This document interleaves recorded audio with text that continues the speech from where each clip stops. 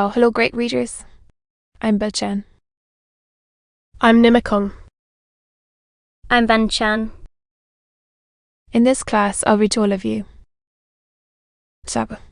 27 Sec, 1 of Jane Eyre, an autobiography. As. Ah. Jane Eyre, an autobiography. Brontë. Chap. 27 Sec 1. Sometime in the afternoon I raised my head. The wall. I asked. But then so my mind gave really form filled at and so was so prompt. So dread that I stopped my ears. I said I could not have such words now. Pledged that I have wakened out of most glorious dreams, and found them all void and vain, is the horror I could bear and master. But that I must leave him decidedly, instantly, entirely, is intolerable. But then, do it. I wrestled with my own resolution. Isolate up for me, and conscience, to unturrent, how passion by the throat, told her tauntingly. She had yet but dipped her dainty foot in the slough. Depths of agony. Let me be torn away. Then I cried, no, you shall tear yourself away. None shall help you.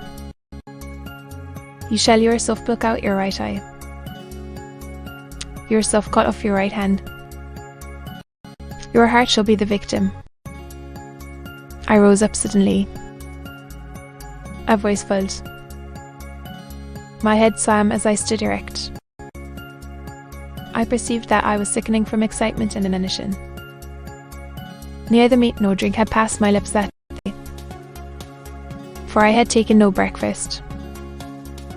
And then, with a strange pang, I now reflected that, long as I had been shut up here, no message had been sent to ask how I was, or to invite me to come down. Not even little lad had tapped at the door. Not even my Fairfax had sought me.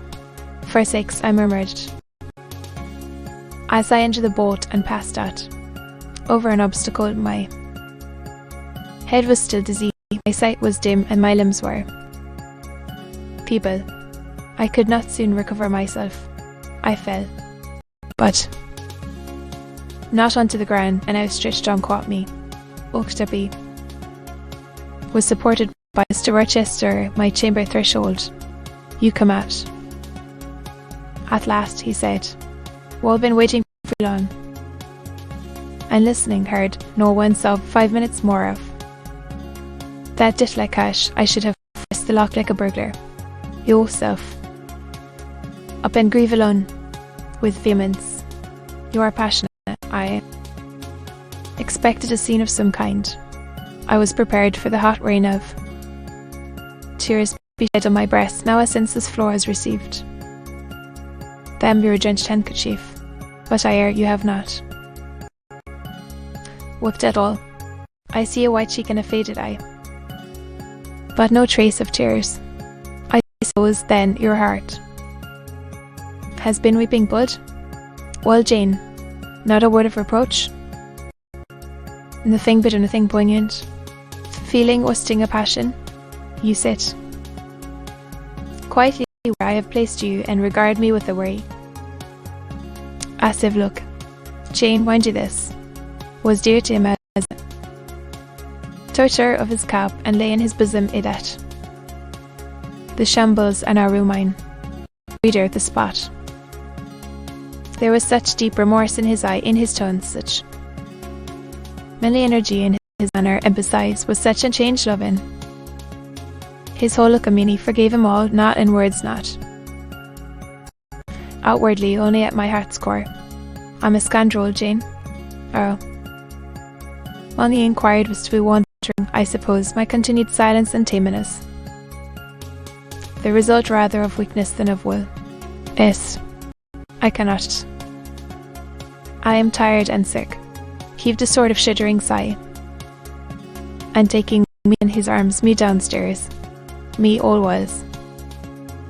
Cloudy to my glazed sight, warmth of a fire, for summer as it was, icy cold in my chamber. Heap of wine. To my lips it and revived, then I ate something he offered. Me, myself. I was in the library sitting and his chair was quite.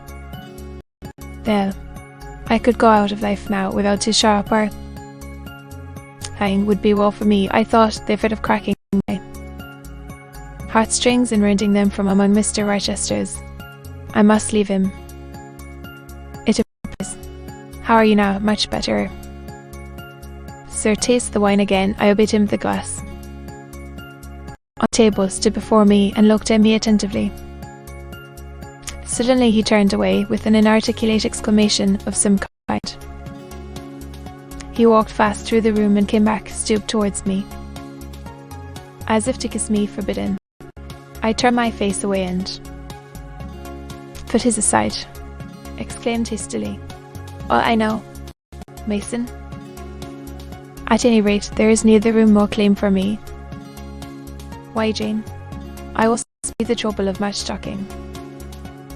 Will answer for you because I have a wife already, if you think. Sir, you must have a strange opinion of me, draw you into a snare deliberately laid you self-respect. What do you say to that? Say nothing in the first place, you are faint still. Enough to do to draw your breath in the second place. Yet accustom yourself to accuse and revile me, and besides, cheers are opened, and they would rush out if you spoke much. You have no desire to expostulate, to upbraid, to make a scene. You are thinking how talking you consider is of no use. There. I do not wish to act against you, I said, or in me to curtail my sentence. Not in your sense of the word, in mine you are scheming to destroy me. That I am a married man as a married man. You will shun me out of my way, just now you have refused to kiss me, intend to make yourself a complete stranger to me.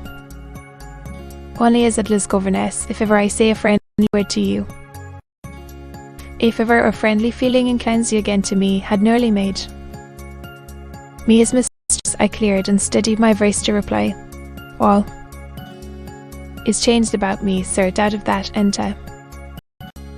avoid fluctuations of feeling, recollections and associations. There is only one way to must have a new governess, Aloud will go to school have settled that already, tens of a chanthisen fault of the open scathisen Stonehill with its one row of fiend, then a legion of such as we imagine.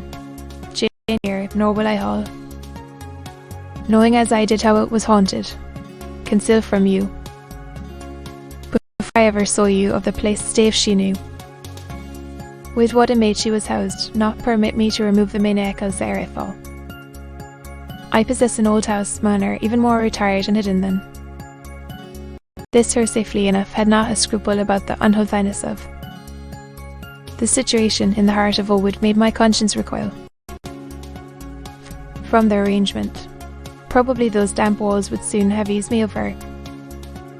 Charles each fill in his own vice, and mine is not a tendency to indirect assassination, even of what I most hate, concealing the mad woman's neighbourhood. From you, however, up his tree, that demon's vice is poisoned, and always was. Shut up Thornfield Hall, windows, I'll give my wife, as you term that, for full hecket money, and she shall have her son, the keeper at Grimsby Retreat, to bear her company and be at hand to give her aid in the paroxysms. At night to stab them, to bite their flesh from there. Oh, sir, I interrupted him, you are inexorable for that unfortunate lady. I've her with hate with vindictive antipathy. Jane call you. For so you are about, you must judge me again, hate her. If you were mad, I do indeed mistaken. And you know nothing about me of which I am capable. The me is my own, in pain and sickness it would still be dear. Your mind is my treasure, and if it were broken, be my treasure still. If you raved, my arms should confine you, and not a strait waistcoat your grasp, even in fury for me. To be continued.